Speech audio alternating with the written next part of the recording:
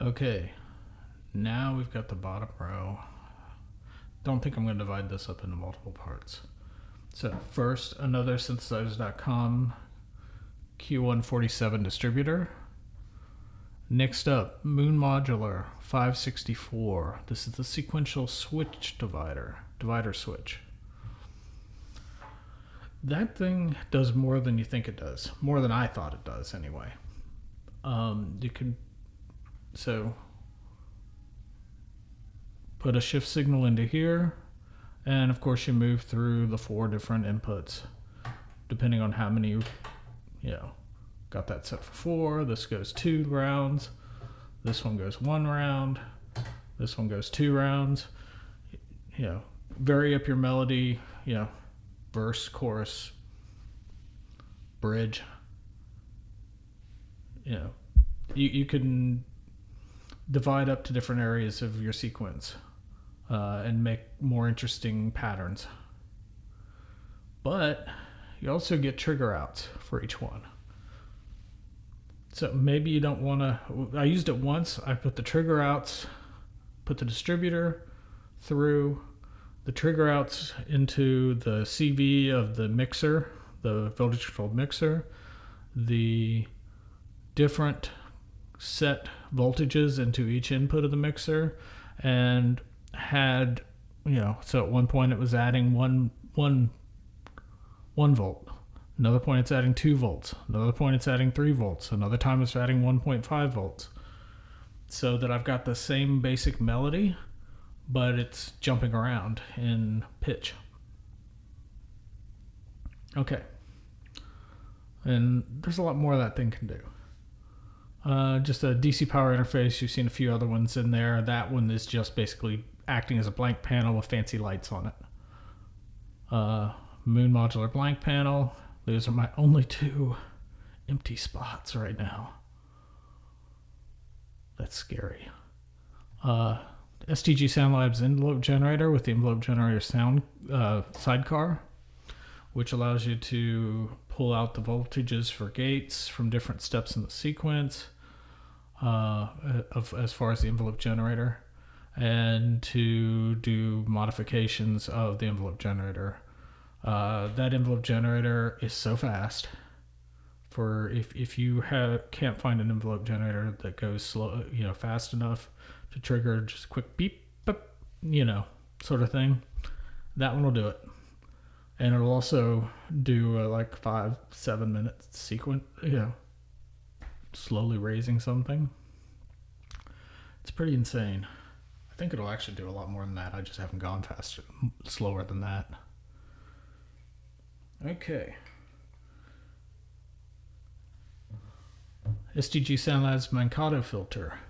I've actually got that thing over here in FRAC from back in the day.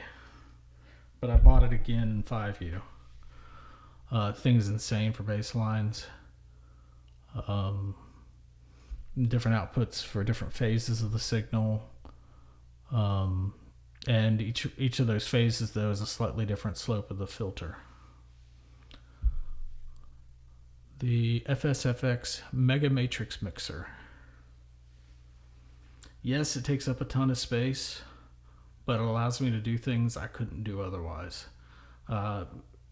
There's feedback stuff that Surge people do all the time just by using those stackable cables, and good for you if you are full on Surge. I'm tempted sometimes, but this allows me to do some of that sort of thing and get feedback circuits or tap the same thing multiple times. It allows me to play with some of the Surge sort of stuff in a way that's closer to actual Surge people. Okay, let's scooch this thing over and make a lot of noise in the thing. Yeah, and we're gonna get the mic in the way.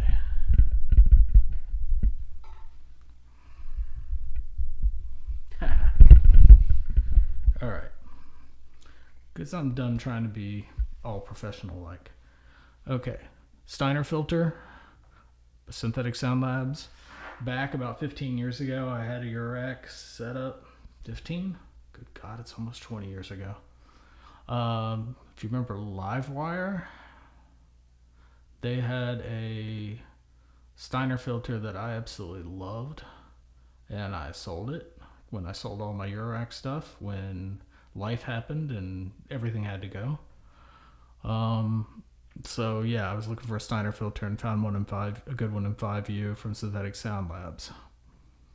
Triple Wave Shaper, Surge Design, Synthetic Sound Labs. Resonant EQ, Surge Design, Synthetic Sound Labs. The Core Synth West Coast Timber.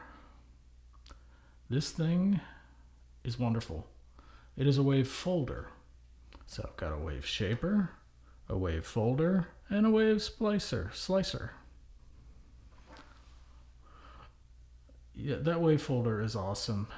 Fold CV, 2 inputs, actually 3, because you can use a symmetry CV as an actual third input, so it can sort of be a mixer. And one of them's 50%, the other one's 100%, and then this one you control the level. Or you can just use that for symmetry as it was intended. It's got a VCA in it, and you can switch between a response that's the Buchla circuit of a wave folder versus the surge circuit of the wave folder. Okay, last but not least, and is in every patch because it's permanently patched in to those outputs go to my Joe Meek channel strips. Those then go into my camera because I want a camera that will actually allow me to plug a mic straight into it, which is what I'm doing now. This is a VC panning mixer / output stage. It's the U-Synth design, but it's made by Lower West Side Studios out of Canada. I've got a bunch of Lower West Side Studios stuff. They do a great job with things. So you got 4-channel mixer. You got pan for stereo separation. And you can throw in like an LFO to bounce the signal around between headphones, between different sides, or an envelope generator, or whatever you want.